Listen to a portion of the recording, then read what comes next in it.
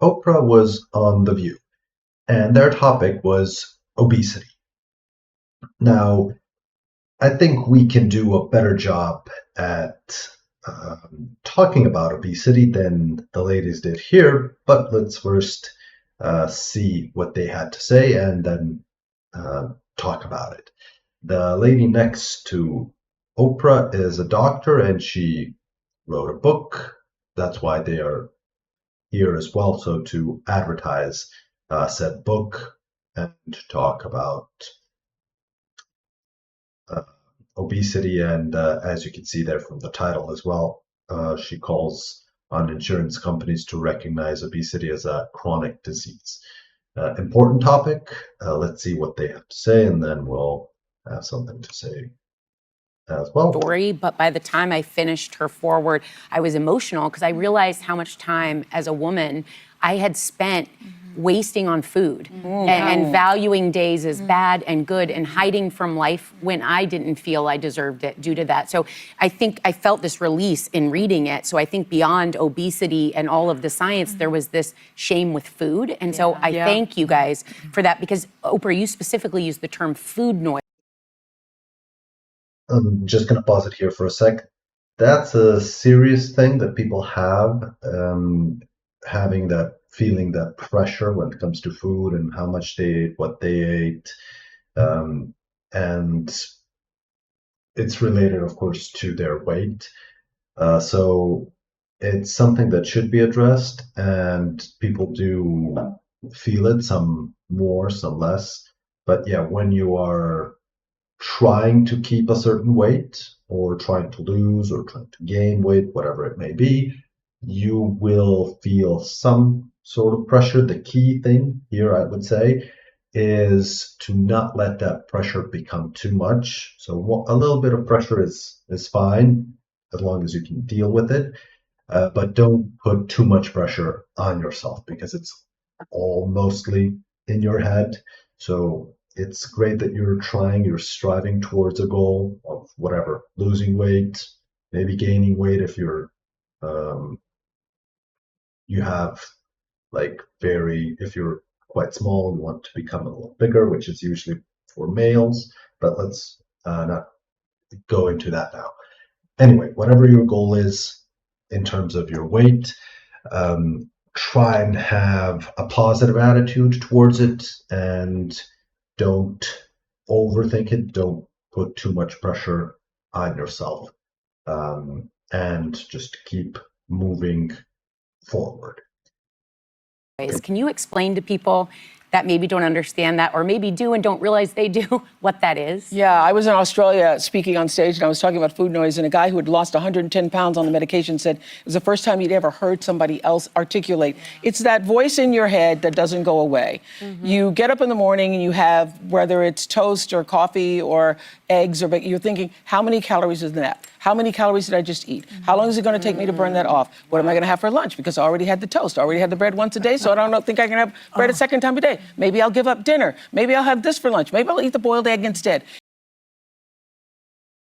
Just to pause it here as well. When I heard the term food noise, I first thought it's something for people when their cravings come. And so you have like, oh, I want to eat this, I want to eat that. But what she's describing, in fact, is for people that are trying to lose weight, mostly, they are counting the calories. And so they're counting calories and saying, okay, I ate whatever she mentioned, so toast or whatever it may be. It has so many calories, so then I can't eat this, I'll eat that.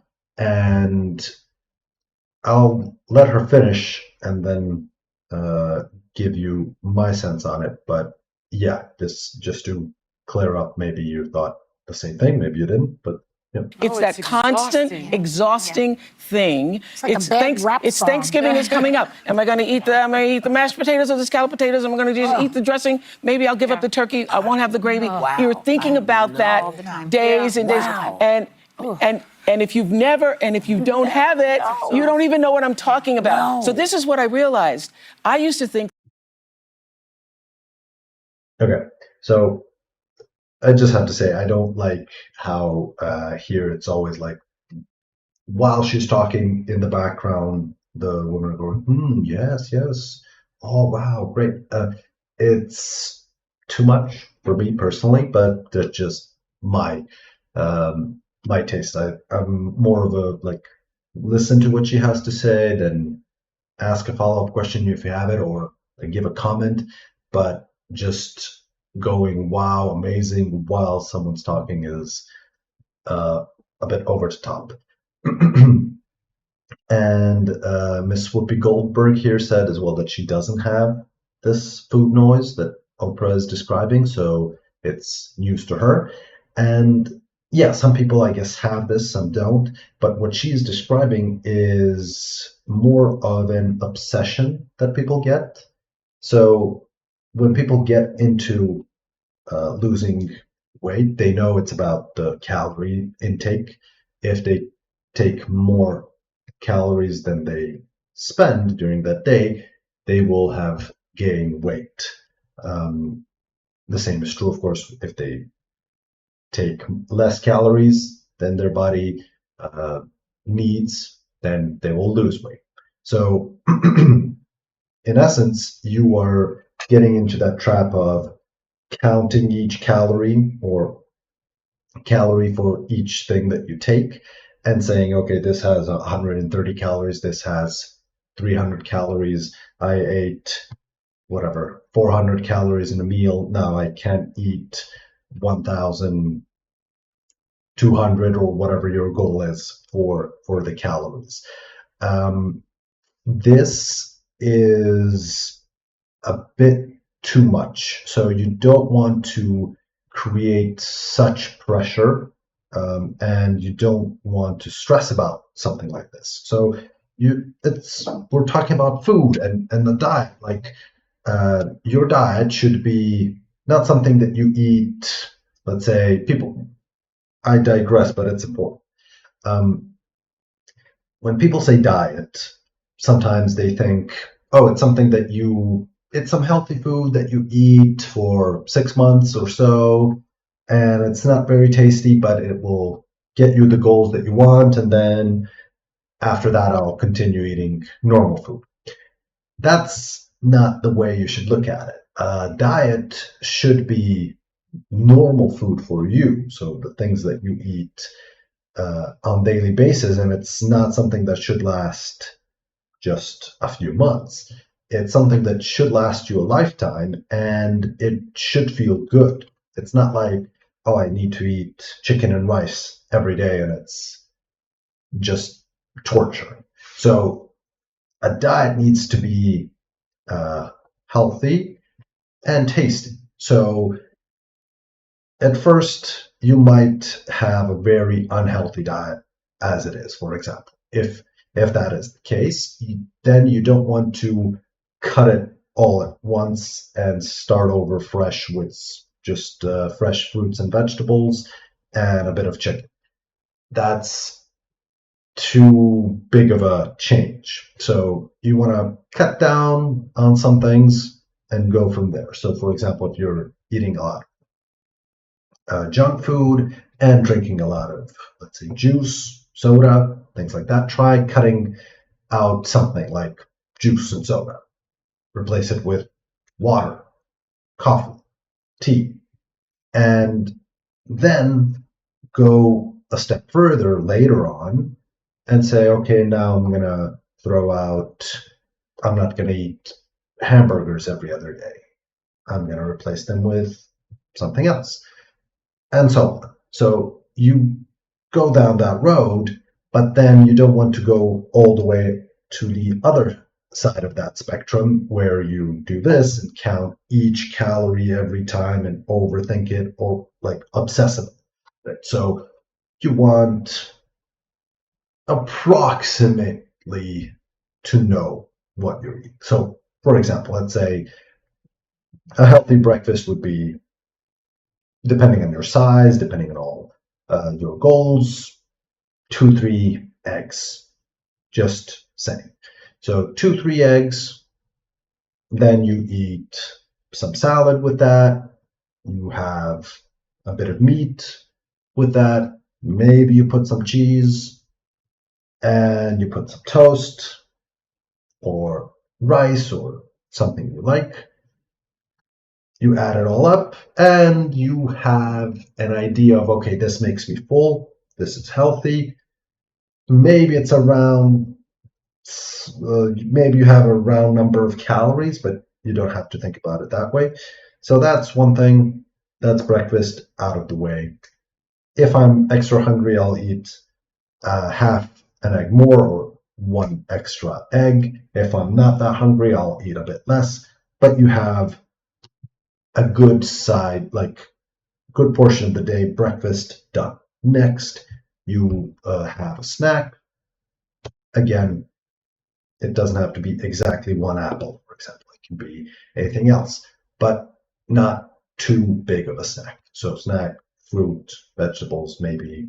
You could have a bowl of Greek yogurt and quinoa or some other healthy food. So oatmeal, small oatmeal with some berries, some cocoa, so on. So basically, what you want is to have each meal figured out, sort of more or less, and then add variations so that you don't get bored.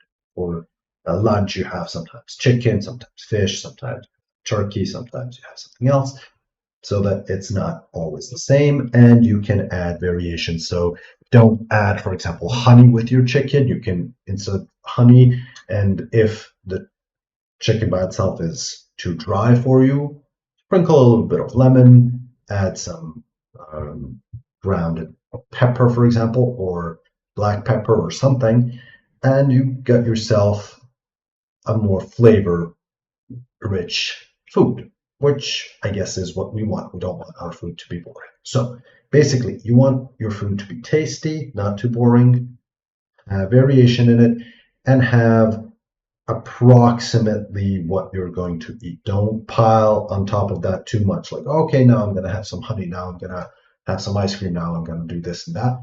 That's going way over that line. So having an approximate meal for the day is good enough, and don't stress about it.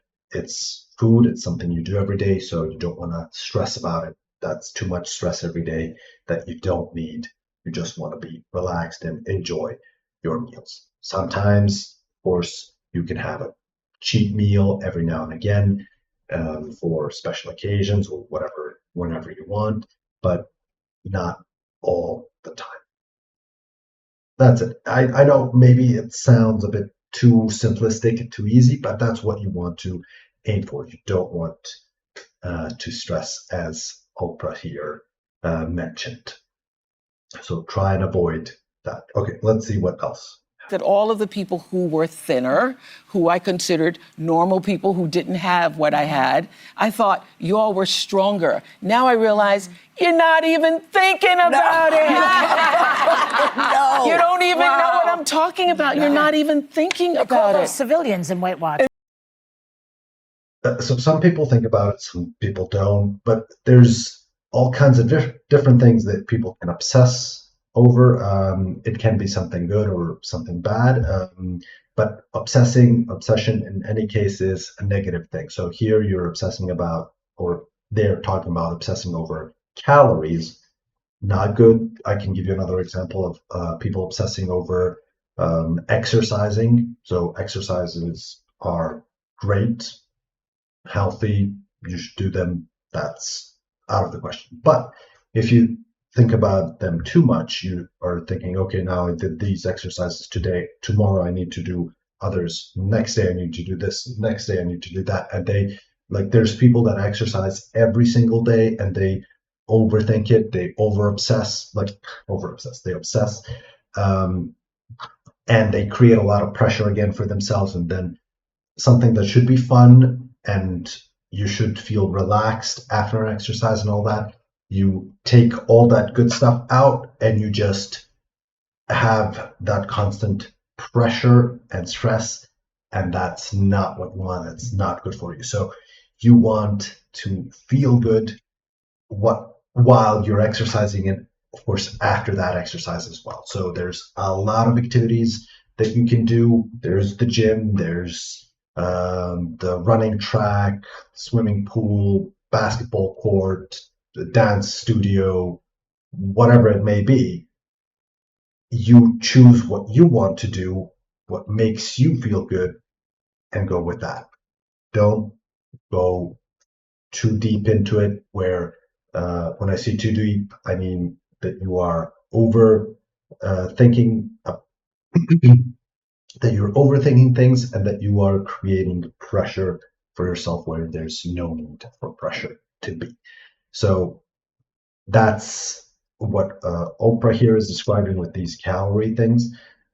But people that do that can go a step back and try and uh, take it slower. You don't want, or you can't expect things to happen overnight, whether it be exercising, whether it be diet, whether it be a combination of exercise, diet, and other things. That change of your, for example, body transformation cannot happen overnight. It takes months.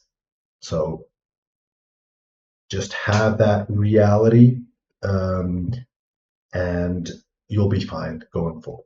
Civilians, yes. You're not even It's thinking about it. So exhausting. that's what the food noise is. It's a constant ringing in your head. Yes. Right. And it's your biology. It's your biology saying, eat more, eat more. I need to store That's more how fat. you know you have obesity. The people who don't have that don't have it. Don't have it. Don't have it. Let me ask you this, Dr. Anya. In the book you write, What she described, now again, there's healthy people that count their calories and obsess over them, and that's not good.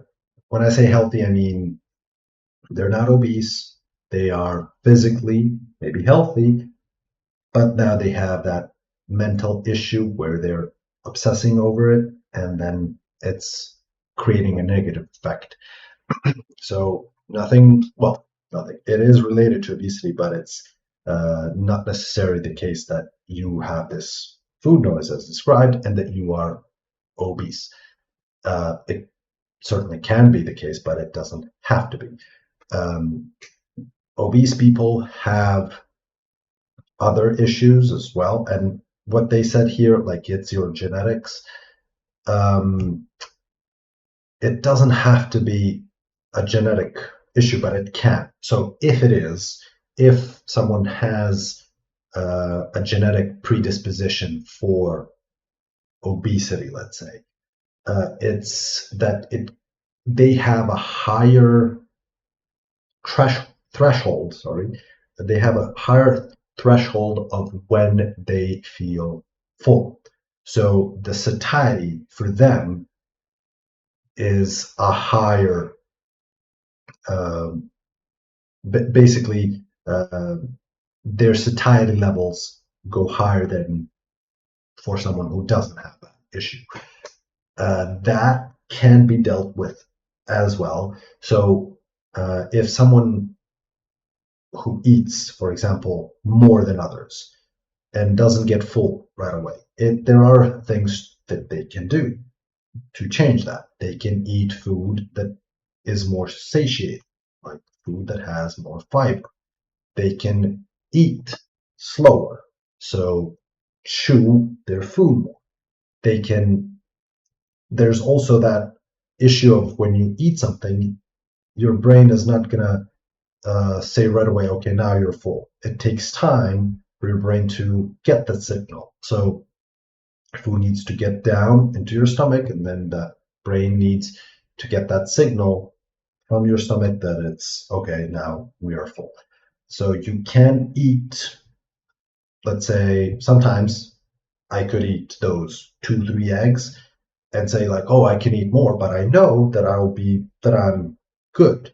So I wait, like I ate what I ate. I feel a bit more hungry. I wait a little bit, like 5, 10 minutes. If I'm still hungry, then yeah, I'll continue. But if I feel satiated, I don't have to eat. That's one thing. There's other factors as well, and I'll just let them continue a little bit and then say what I have to say for this genetics being a factor. About game-changing moments in medical history, like the discovery of penicillin, the discovery of insulin, Yes. and you liken it to the discovery of these GLP-1s. My question, though, is what are we going to do about the cost? Because while we know it works for so many people, there are so many people that just cannot access this. This used to be medication that was just for the rich and famous. When is it going to be more accessible to everyone? Yeah, that's such an important question. And first, let me say, these medicines are transformational. They are transforming people's lives and health. So obesity is related to over 200 other diseases, heart disease, diabetes, 13 types of cancers. So if we treat this one disease effectively, we can potentially prevent or treat hundreds of other diseases and literally transform the health of our world.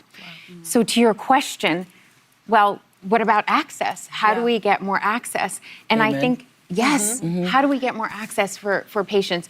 And it's, insurance companies, Oprah's been very vocal about this, about the implications on health, and how do we have insurance companies cover these medications? How do we bring the cost down? The cost is already coming down, but we need to do better. We need to do better. And I think more medications are coming out. There'll be hundreds of medications, just like there are for high blood pressure. Okay, good. Just 1 second. What is she going to say next? Just like there are for diabetes. I've read and about that a will also help. GLP-3 now. Okay, so all of this, yes, is a problem. Obesity, big problem, has a lot with it, brings a lot with it. As she said, all kinds of different diseases come with it. Then they mentioned blood pressure, same thing, lots of problems. But the only solution that we are hearing so far is medication. And while I do think that people should use certain medications in certain situations, it's not something that you should always go for. Like, definitely consult your doctor, check the medication that you're going to use, and ask them like for feedback. You should know the risks with every medication, all that. And there's certainly a point when a person should take medication for obesity. When they reach that point, if nothing else works for them, if they can't do anything else, then yes, medication has to go. Same with like blood pressure for people that have high blood pressure that constantly get that, then definitely yes, they need medication for that. It's just the way it is. But there is prevention for these things, and there's also something that you can do if you are obese to get leaner without medication. That is not being discussed here, and that's an important point or issue that I have with this. So, exercise, of course, diet, sleep, all of this is very important for health, but also for losing weight or for gaining weight. Yeah, it's not the topic here, but I'm just saying. Now, having said that, for people that are genetically predisposed for something, in this case, obesity, it's not it's not a death sentence. It's not saying that, oh, I'm predisposed for this, so I'm going to be obese. No, you have a choice. You still have a choice. So, as you'll hear people say that genetics loads the gun and environment pulls the trigger. While that is a good saying, it requires a little bit of explanation, I would say. So explanation in terms of why does the environment pull the trigger, and what about you and all this? So, or us. Um, while you have a predisposition for something, so let's say that you get uh, full much later than someone else. So, meaning you would need more food. As I said, eating things with more fiber, for example, eating slower, all that is one thing. For, like, um, you can think of it like as eating 500 calories of chocolate versus 500 calories of cabbage. You couldn't eat so much cabbage. That's like just to paint a picture. It's not the same because cabbage is much more satiating because of the fiber and all the rest. So there's that, replacing just the unhealthy food with the healthy food. And when I say healthy, it's always dosage makes the poison. So don't overdo anything. Don't overeat stuff. Have a balanced meal, a balanced diet, as we've mentioned before. Another thing is that if you look back about 60, 50 years ago, is when this crisis started, when we had high populations of obese people coming up. Before that, we didn't have this issue. It wasn't measured as much, but also people did not get that obese. There's a variety of factors that come into play because of the that people are saying are the reason why that is the case. Like people were more active back then. Now people are more sanitary, stationary. um, People are sitting more. There's more sugar in food. Food becomes more hyper palatable, easy to consume. All kinds of fast food is easy to eat, has a lot of sugar, a lot of salt, a lot of um, calories that are easy to consume. And if you go to like a hamburger joint, you eat whatever, a hamburger, some French fries, you maybe get a soda or a milkshake, you're already close to 1,500 calories or thereabout, which is crazy. So you are easily going over the limit for your daily caloric intake if you eat this type of food. So you want to avoid that. The also society or the social factor um, is not just the food; it's the advertisement that we see. It's where we grew up. It's depends on also the financial situation that you have or had. Some people were poor, then they got richer, and then they started eating more food and they get obese that way. Some people are poor, stayed poor, and then the cheap food that they decide to eat is from bakeries, from hamburger joints, as I mentioned, things of this nature, and because it's easier for them, um, you access it quickly and all that, and then it's not good for you. So it's how you eat, how you were raised.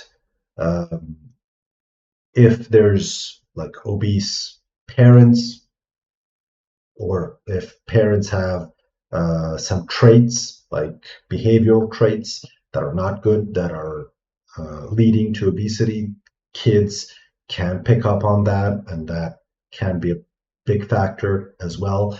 So there's a lot of different factors that come into play when it comes to obesity. It's not just laziness, as people would say. But, but having that in mind, you need to know what those factors are. You need to know what the environment you are in and see what steps you can take so that you get better in sense of get healthier or protect yourself from becoming obese. That is exercising regularly. Again, it can be something that you, or it should be something that you enjoy. So taking small steps, not going too far too soon. If you are obese and want to lose weight, you should definitely start slow. So going for walks at first, focusing on your diet, and then slowly as you lose weight, you can increase your activity, whatever um, gets you to do more cardio. So playing, for example, some sports with the ball, let's say, if that's what you enjoy, going to the gym, building more muscle, which helps with blood sugar regulation, which helps with calories as well, and all kinds of other things. So it's for your health overall, exercise of great importance. One thing also that I want to mention, so there's or things that are good for your health overall and for your well-being. There's exercise, get enough of exercise daily.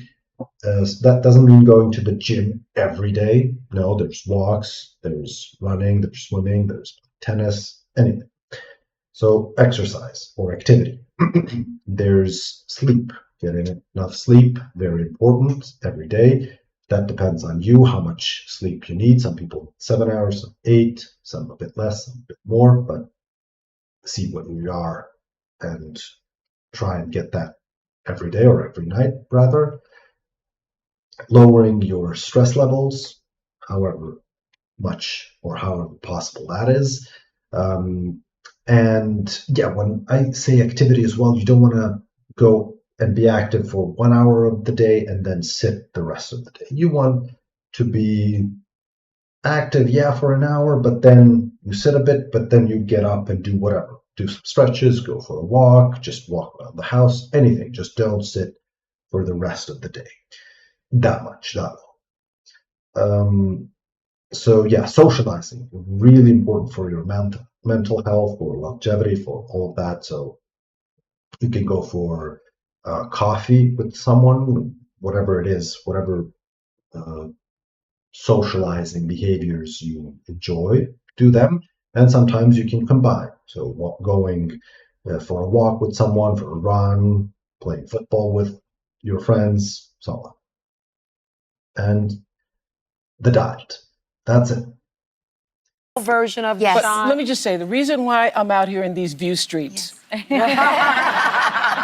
reason I'm out here in these view streets and have put myself out here is because I believe these medications should be accessible to people who need them the most. And I think the insurance companies need to get on board with the program and stop pretending like this is not a chronic disease. Yes. It's a chronic disease, and the way you fix a chronic disease is to be able to offer it to as many people as need it for their disease. So, Robert Kennedy Jr., Yeah. this is direct to you.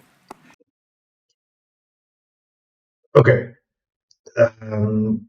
Yeah, like there are people that really need this that they can't. They are so obese that they can't go and walk. Or if you're at that point, then yeah, definitely consult your doctor and see where you stand. There's people that have all kinds of issues that they've tried everything else that just didn't help because they didn't stick to it. Like if you stick to it, if you manage your calories and are active, it works. It cannot not. It's um, biomechanics. It's the law of nature, and you cannot say that you're eating less calories but are somehow gaining weight. That's not possible. But if you can't do that, if you've tried repeatedly, then yeah, maybe medication is the way to go. But you should be informed as to what side effects that whatever the medication is, what it could bring you. Be informed. That's the key thing. Okay, I hope this was helpful. Let me know what you think in the comments, and see you in the next one.